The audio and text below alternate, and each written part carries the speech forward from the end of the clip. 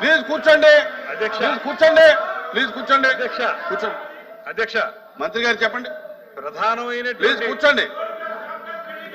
ప్రధానమైనటువంటి సమస్య ఉత్పన్నమైన దానికి కారణం వారు అడిగిన ప్రకారంగా ఏదైతే దేనికోసం అయితే కేటాయించబడిందో దానికి భిన్నంగా అక్కడ ఉన్నటువంటి కొండలు మరియు నీటి వనరుల విషయంలో స్థానిక ప్రజల అనుమతి లేకుండానే భూ వినియోగ మార్పిడి జరిగిందనేది ప్రధానమైన సమస్య.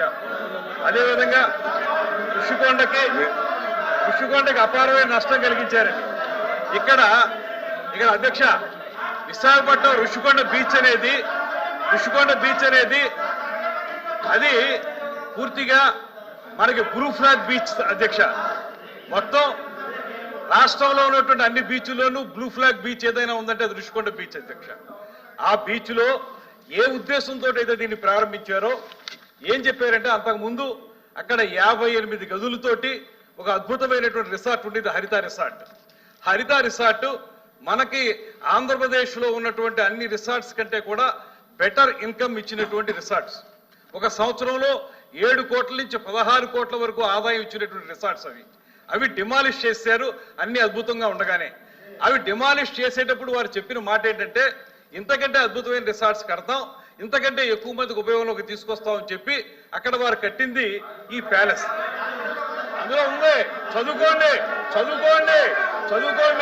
ఇవాళ అక్కడ గజెట్ లో ఉందో అవి చదువుకోండి. వాళ్ళు గదులు కడతామని చెప్పి చేసిన పని ఏంటి తెలుసా అధ్యక్ష? విజయనగరం బ్లాక్ అని కట్టారు. అందులో 3 బ్లాకులు అప్పటి ముఖ్యమంత్రి గారికి అప్పుడు వారి కుటుంబ సభ్యులకి ఏర్పడేలాగా. కళింగ బ్లాక్ అని కట్టారు, అందులో అఫీషియల్స్ కి. అదేవిధంగా గల్బదీ బ్లాక్ అని కట్టారు, దాని తర్వాత వేంగి బ్లాక్ అని కట్టారు. ఇవన్నీ కూడా 7 బ్లాకులు కట్టి 7 బ్లాకుల్లో మొత్తం అన్ని కలిపి మనకు రూములను వేడే మేము ప్రత్యక్షంగా చూసాం. డిప్యూటీ చీఫ్ మినిస్టర్ గారు చూశారు, ముఖ్యమంత్రి గారు చూశారు, మేము వెళ్ళి చూసాం. వీళ్ళు చెప్పిన మాట వాళ్ళు ఆ రోజున అప్లికేషన్ పెట్టినప్పుడు విని సావధానంగా వినండి. ఇప్పుడు అప్లికేషన్ పెట్టినప్పుడు వారు చెప్పిన మాట దీన్ని బెటర్ రిసార్ట్ గా చేస్తామని చెప్పి చివరిలో ఒక జీవో ఇచ్చారు అధ్యక్ష. ఆ జీవో ఇచ్చినప్పుడు దీన్ని ముఖ్యమంత్రి గారి యొక్క నివాసం కోసం జీవో నెంబర్ కూడా చెప్పాను. కమాన్ రండి తీసుకుందాం. జీవో నెంబర్ లో చెప్పింది ముఖ్యమంత్రి గారికి నివాసం కోసం క్యాంప్ ఆఫీస్ కోసం కట్టుకుంటామని చెప్పారు.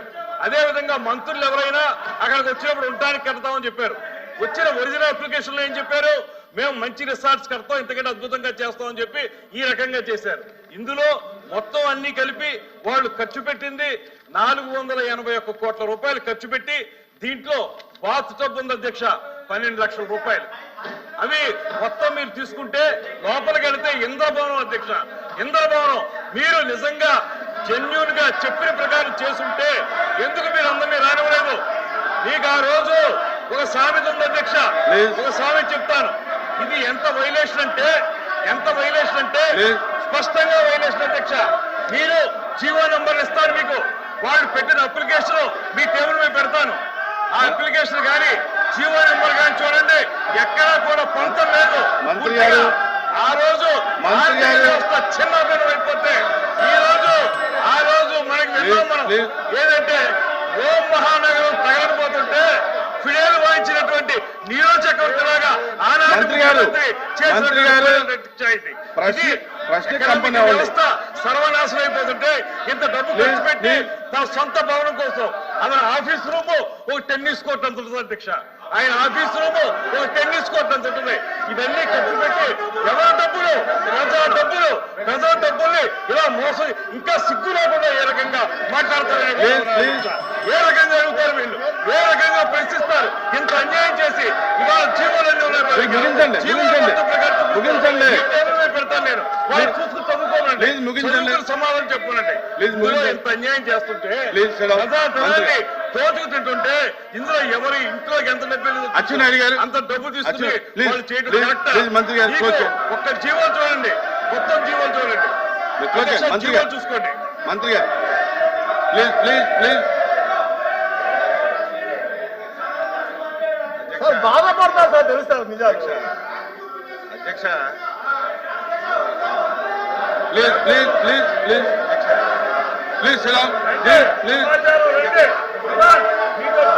మంత్రి గారు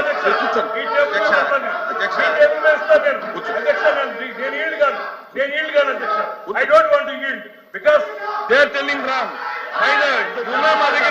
ఉన్నాయి మా దగ్గర పూర్తి డీటెయిల్స్ ఉన్నాయి. మా దగ్గర డీటెయిల్స్ ఉన్నాయి అధ్యక్ష. ఈ జీవో నెంబర్లు కూడా ఇస్తాను నేను జీవో నెంబర్లు కూడా మీకు ఇస్తాను. జీవో నెంబర్లు కూడా చూసి మీరు చెప్పండి. I table all the GOs మీ దగ్గర పెడతాను నేను. చూడ రమ్మనండి. ఐ డోంట్ ఈల్డ్ అధ్యక్ష. I don't want to yield. మీరు ఇది తేల్చాలి. వాళ్ళు చెప్పింది అబద్ధమా నేను చెప్పింది అబద్ధమా తేల్చండి అధ్యక్ష. అధ్యక్ష వాళ్ళు చెప్పింది అబద్ధమా నేను చెప్పింది అబద్ధమా జీవో నెంబర్లు చూపిస్తారు. రమ్మనండి. రమ్మనండి. ఓపెన్ డిబేట్ కి రమ్మనండి. వాళ్ళకి దమ్ముంటే ఓపెన్ డిబేట్ కి రమ్మనండి.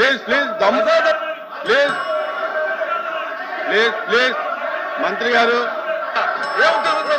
మంత్రి గారు మంత్రి గారు వినాలి వినాలి మంత్రి గారు వినాలి ప్లీజ్ ప్లీజ్ ప్లీజ్ ప్లీజ్ మంత్రి గారు ఇక్కడ అడిగినటువంటి ప్రశ్న వేరు, ఇక్కడ అడిగినటువంటి ప్రశ్న వేరు, సబ్జెక్ట్ మాట్లాడుతున్నది వేరు.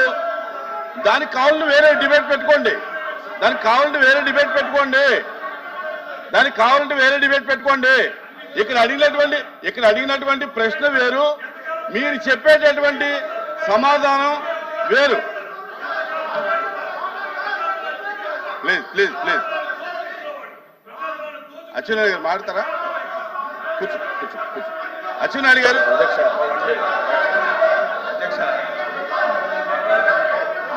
ప్లీజ్ ప్లీజ్ ప్లీజ్ మీరు రండి ఒకసారి రండి. వాళ్ళు కూడా రమ్మనండి. ప్లీజ్ ప్లీజ్ ప్లీజ్ కమిటీ వేయండి. వాళ్ళు కూడా తెలుసుకోమనండి. వాళ్ళు కూడా తెలుసుకోమనండి. అచ్చెన్నాయుడు గారు అధ్యక్ష కూర్చోండి కూర్చోండి. రాంగోపాల్ రెడ్డి గారు కూర్చోండి. రాంగోపాల్ రెడ్డి గారు కూర్చోండి. కూర్చోండి మీరు కూడా కూర్చోండి. కూర్చోండి. రమేష్ గారు మాధవ్ గారు కూర్చోండి. ప్లీజ్ ప్లీజ్ భాష గారు కూర్చోండి. శ్రీకాంత్ కూర్చోండి. కూర్చో